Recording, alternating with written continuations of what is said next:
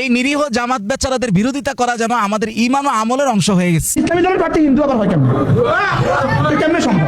এটা কিভাবে সম্ভব?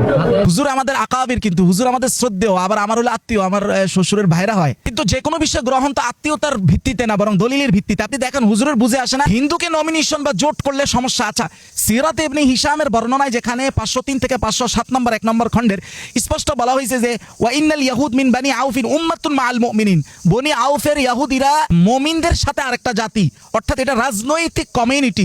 লিল ইয়াহুদ দীনুহুম ওয়া লিল মুমিনিনা দীনুহুম, ইহুদিরা ইহুদিদের ধর্ম পালন করবে, মুমিনরা মুমিনদের ধর্ম পালন করবে। সিরাতে ইবনে হিশামের 1 নম্বর খণ্ডে রাসূল এটাও বলেছেন ওয়া ইন্না বাইনাহুমুন নাসর আলা মান হারাবা আহলা হাযিহিস সাইফা, এই জোটের মধ্যে যারা আছে তাদের বিরুদ্ধে যদি কেউ যুদ্ধ করে, তাহলে আমাদের বিরুদ্ধে যুদ্ধ করলে তারা যুদ্ধে সহযোগিতা করবে, আমরাও তাদেরকে তাদের যুদ্ধে তাদের জানমালের নিরাপত্তা দিব। তারিখে খুলাফায়ে রাশিদিন সহ তারিখে তাবারি 4 নম্বর খণ্ড 153 নং পৃষ্ঠা স্পষ্ট যে ইত্তারাল মুসলিমুন বাদা ইন্তিহাই আমালিয়াত আল ফুতুহ ইলা আল হিফাজ আলা আল আওদা আল আম্মা আস-সাইদা ফি মানাতিক আল মাফতুহা, মুসলমানরা খেলাফতের জামানায়, বিভিন্ন খেলাফার জামানায় যেই রাষ্ট্রগুলো, যেই জায়গাগুলো তারা বিজয় করত, কিছু কিছু জায়গাতে শাম সহ, মিশর সহ, এমনকি পারস্য সহ, এরকম 3 জায়গায় বিভিন্ন আঞ্চলিক যারা কাফের শাসক ছিল, মুসলমানের রাষ্ট্র কেন্দ্রীয় শাসনের অধীনে তাদেরকে শাসক হিসেবে রাখা হয়েছে ওই জায়গাকে সামাল দেওয়ার জন্য। আমাদের হযরতের বুঝে আসে না শুধু জামাত ইসলাম কেন একজন হিন্দুকে নমিনেশন দিল। আমাদের পার্শ্ববর্তী রাষ্ট্র এবং আমেরিকা মুসলিমদেরকে যেইভাবে সন্ত্রাসী রূপে রূপান্তর করেছে,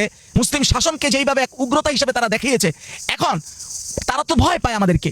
তাদেরকে বোঝানোর জন্য, তাদেরকে একটা গ্রিন মেসেজ দেওয়ার জন্য যদি জোটের মধ্যে তাদের একজন প্রতিনিধি রাখা হয়, তাহলে এই কৌশল কি জায়েজ নেই? শুধু এইটা বুঝে আসে না, কিন্তু অন্যটা আবার বুঝে আসছে, যেটাতে আমাদের দলের লোকরা আছে। গণতান্ত্রিক প্রক্রিয়া রাজনীতি, গণতান্ত্রিক প্রক্রিয়ায় যেই ভোটাভুটি যেটা হয়, এটা কি শরীয়ত সম্মত?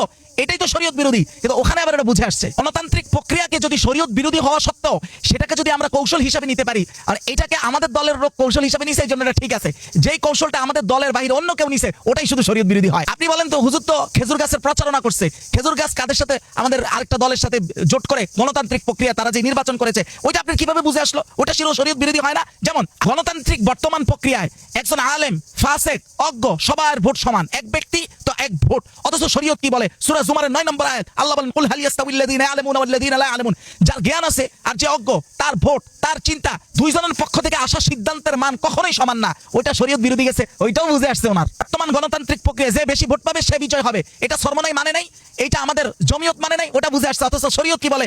সূরাতুল আনফালের 116 নম্বর, সূরাতুল আনআমের 116 নম্বর আয়াত ওয়াইন তুতি আকসার মান ফিল আরদি ইউদিল্লুকা আন সাবিলিল্লাহ, হে নবী, দুনিয়ার অধিকাংশ পার্সেন্টেজ মানুষ যেটাই বলবে সেটাই সঠিক, এইটা মেনে নিলে তারা আপনাকে গুমরাহির দিকে নিয়ে যাবে। শরীয়ত যেটাকে গুমরাহি বলতেছে, এইটা উনি ওনার অধিকার বলতেছে, ওইটা শরীয়ত বিরোধী হয় না, ওইটা বুঝে আসছে। গণতান্ত্রিক প্রক্রিয়ায় মানুষ নির্বাচিত হয় মৌলিকভাবে জনপ্রিয়তা দিয়ে, মানে যার পরিচিতি জনপ্রিয়তা ভালো সে নির্বাচিত হবে।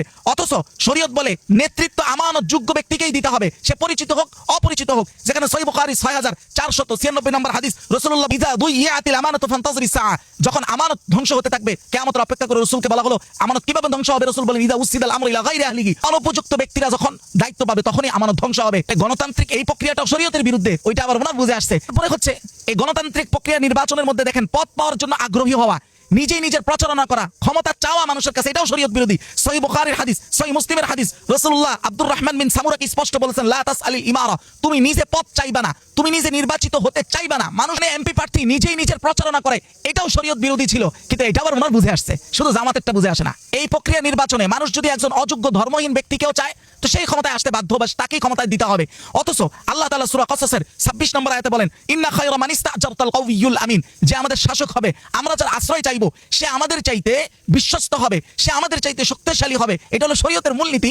এতগুলো শরীয়ত বিরোধী বিষয় যে আপনি কৌশলগতভাবে যদি অ্যাভয়েড করতে পারেন, শুধু জামাত ইসলাম কোনো একটা কৌশলগতভাবে ভিন্ন কিছু করলেই আপনার শরীয়ত উতরায়া পড়ে। অথচ আল্লাহ তাআলা তো বলছেন যে ফামানি তুররা গায়রা বাগি ওয়ালা আদিন ফালা ইসমা আলাইহি, কৌশলগত কারণে বাধ্য হয়ে শরীয়তের কোনো জিনিসকে যদি কেউ কৌশলগত কারণে মানতে না পারে, অথচ তার অন্তরে এটা মানার জন্য আকাঙ্ক্ষা আছে, যদি বাধ্যবাধকতার কারণে, পরিস্থিতির কারণে হয়, আল্লাহ বলেন গুনাহ নাই।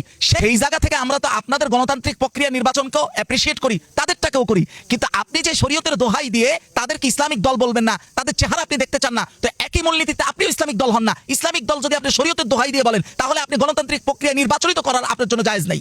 আমি হযরতের একটা খুবই জটিল জিনিস লক্ষ্য করেছি, সেটা হচ্ছে সাহরাওয়ার্দী উদ্যানে যখন আমাদের সরমনাই ওনারা যখন সমাবেশ করলো, তখন উনি এত খুশি হইলো এবং বারবার উনি রিপিটলি বলতেছিলেন, কি কথাটাই না বললেন শায়েখে সরমনাই, কি কথাটাই না বললেন। ঠিক কিছুদিন পরে জামাত ইসলাম একই স্থানে যখন মহাসমাবেশ করার পরে উনি তখন বলে ফেললেন যে একটা সমাবেশ করেই তোমরা ইসলাম কায়েম করে ফেলবা। এই যে দ্বিমুখী নীতি, এইটার মাধ্যমে আমরা কি হাকিমুল নফস হবো নাকি হাকিমুল আহজাব, হাকিমুল তাইফা অর্থাৎ দলের হাকিম হতে পারবো? আমার মনে হয় না হাকিমুল নফস হওয়া আমার পক্ষে সম্ভব।